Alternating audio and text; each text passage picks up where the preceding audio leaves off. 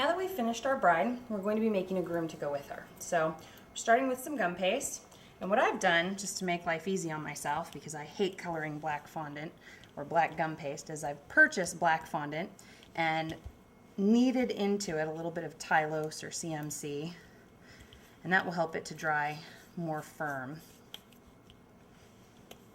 So you want to get it kneaded really nice and tight.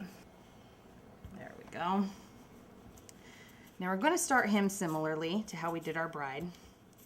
Kind of a cone shape. There we go. But we're going to flatten him out because obviously he's not going to be big and round like her dress was. So we're going to flatten him out a bit. And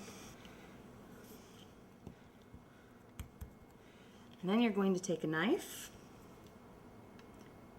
and just cut straight through the middle. And that's what's going to create pant legs. So you want to soften those corners just a little bit so that it's not such a hard line. There we go. And then what you want to do is check him for height against your bride. You don't want a groom that's twice as tall as your bride. So you want to get them side by side and take a look. And I have actually gone a little bit too tall with him. So we're going to cut some off the top.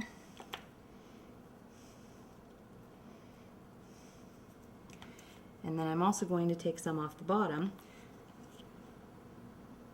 And I'm going to take it at an angle,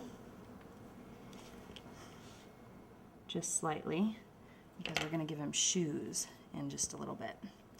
So you want to soften any of those hard corners. And we'll check for height again. Now we're at a good height. So we're going to take and form his shoes. I've taken a little ball of gum paste here, and I'm going to cut it directly in half because you want the shoes to be made from pieces the same size.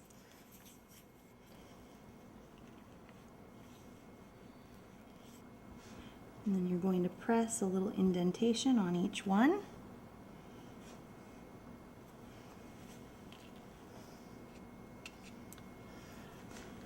And check it for size against the pants. And then we'll just paint with a little bit of gum glue.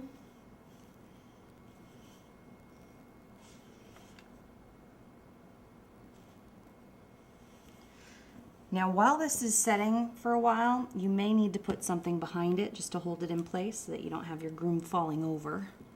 So we're going to set that aside while we work on the torso and jacket.